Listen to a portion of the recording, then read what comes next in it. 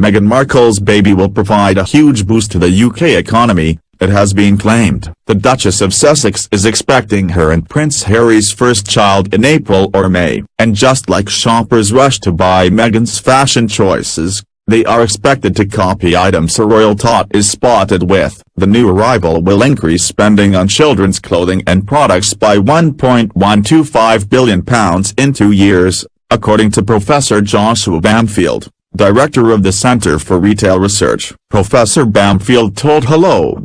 Magazine, Meghan and Harry are an attractive couple and their first child will naturally be of great public interest across the world. Meghan is known to have a keen sense of style and she will want to follow a distinctive line in baby products, shawls, baskets, infant clothes and even what toys are being used by her child. As the child gets older, what he or she wears will be adopted by many other parents, photographed thousands of times and shared with others across the world.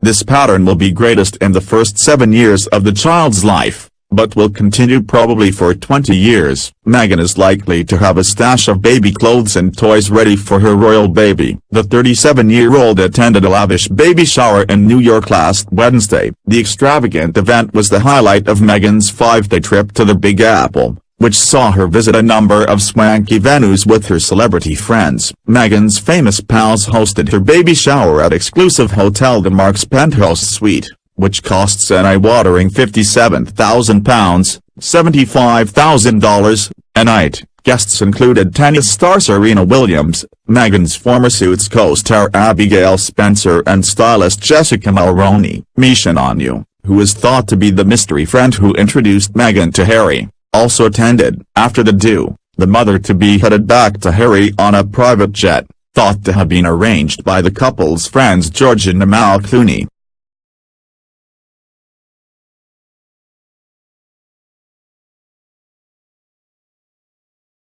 Princess Diana and Prince Charles exposed the woeful mismanagement of the royal family by the Queen as well as by Charles' senior advisers when their marriage broke down with the eyes of the world watching, a biographer claims. Prince Charles and Princess Diana both gave tell-all interviews to discuss intimate details of their private lives after their separation in 1992. However, the Prince of Wales was not prepared for the far-reaching repercussions of Jonathan Dimblby's television interview on Charles in 1994, according to a biographer. Tom Bower claims in his 2018 book, Rebel Prince, The Power, Passion and Defiance of Prince Charles how TV producers wanted to raise the Camilla question as, at the time, the relationship had never been officially confirmed. The book reveals that Charles believed a confession would clear the decks. In the interview, Mr. Dimbleby asked, "You were, because of your relationship with Camilla Parker Bowles, from the beginning persistently unfaithful to your wife and this caused the breakdown?" Charles responded, "I was faithful until it was clear to me that my marriage had irretrievably broken down." Mr. Bower writes, Charles, then admitted his adultery, denied that he was considering divorce, and insisted he would be king. According to the biography, the public was aghast after the documentary was broadcast. Mr. Bower claims, in hindsight, Dimbleby's highlighting the facts about Charles' marriage had in one way been a blessing, forcing the pace for his divorce. The 2018 biography suggests that, while the Prince of Wales may have settled the score, he had prepared the way for far-reaching repercussions that he could never have anticipated. The film, in which Mr. Dimbleby was given unparalleled access to the future sovereign, was to mark the 25th anniversary of his investiture as Prince of Wales. Many of the details of the deteriorating marriage of the Prince and Princess of Wales have long since been in the public domain, especially since June 1992 when Andrew Morton's book Diana, Her True Story hit the shelves. At one point in the film, the prince said that he was not considering a divorce from the princess but, he added, he did not view divorce as a barrier to becoming king. He insisted there was no truth in much of the speculation about his private life and referred to Camilla Parker Bowles as a great friend whose support he valued. 1 year later, Princess Diana said in a compelling 1995 BBC Panorama interview, "There were 3 of us in this marriage, so it was a bit crowded. Patrick Jeffson served as Diana's chief of staff and private secretary from 1988 until 1996 and, in 2000, he published a memoir titled Shadows of a Princess, where he detailed what it was really like working with Diana. Mr. Jeffson believed the interview was a huge mistake, and claimed it was a tell-all that Diana regretted doing. He said, "She portrayed herself as a victim. In reality, she was a much stronger person. She was in a position to be a healer, rather than a victim. She could have appeared from a position of strength. I found it frustrating professionally and I think she regretted it as well, portraying herself as a victim, asking for sympathy. She missed an enormous opportunity to cement her position." However, Mr. Bauer writes in Charles' biography how the battle with Diana had revealed the woeful mismanagement of the royal family by the Queen as well as by Charles' senior advisors.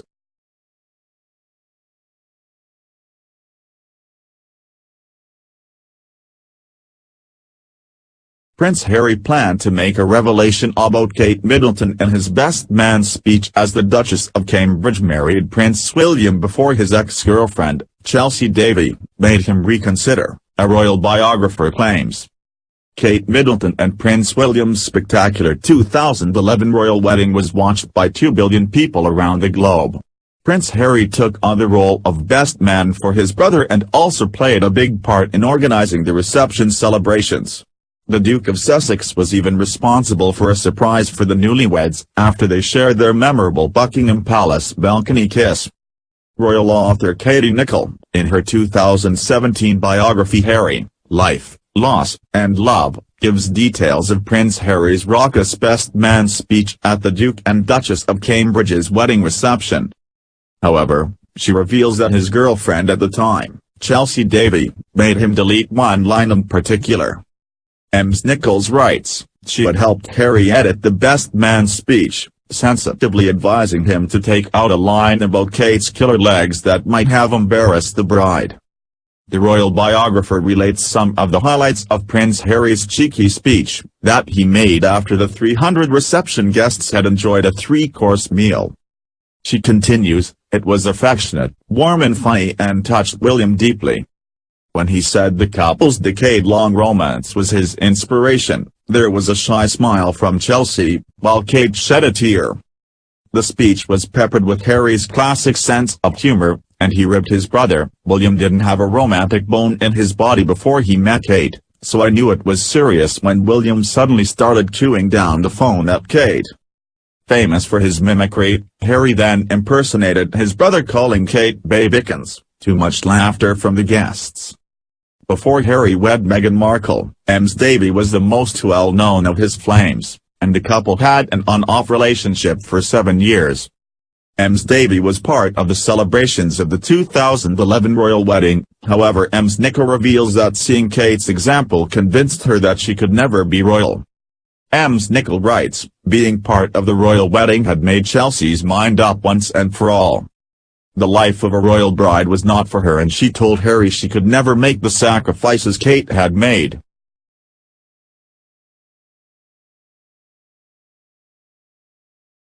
Kate Middleton's down-to-earth mentality coming from her close-knit family upbringing is the aspect of her character that Prince William finds appealing, and it comes in contrast to his royal life with Prince Charles and Princess Diana, a royal biographer writes. Kate Middleton and Prince William are now the proud parents of Prince George, Princess Charlotte, and Prince Louis, with rumors even suggesting the happy couple may be planning for a 4th royal baby. After their spectacular 2011 royal wedding, the Duke and Duchess of Cambridge are going from strength to strength and seem very much in love. Royal author Marcia Moody reveals one of the aspects of Kate's character that William finds so appealing. In her 2013 book Kate, a biography, Ms. Moody writes about how the Middleton children were brought up in a down-to-earth and outdoorsy family environment in the Berkshire countryside. She also notes how Kate, Pippa and James Middleton were taken on camping holidays to the Lake District every year. She writes, "It sounds like the stuff of fiction, but this was Kate's childhood." Later on, this way of life must have been very attractive to the young William when they were getting to know each other. Although his parents strive to create a warm and loving environment for their sons, and often succeeded, they were a couple at war, and it would have shown. The Middleton upbringing was close, stable and simple. While William S. would have had some of those qualities some of the time, despite the best possible intentions, the strained relations between Charles and Diana would have been impossible to hide. She adds, while some have derided Kate for the simplicity and domesticity of her background, it has served her well, and it is sure to have been one of the things that was so appealing to William. Now with a family of her own, it seems that the Duchess is instilling a love for the countryside in young George, Charlotte, and Louis. The photograph they released at Christmas shows the whole family enjoying the autumn sunshine in the woods around their Norfolk home, Enmore Hall. The Duke and Duchess are well known to love the countryside around their home near Sandringham. Some royal experts have asserted that it is Kate's dream home and she prefers it to the bustle of London.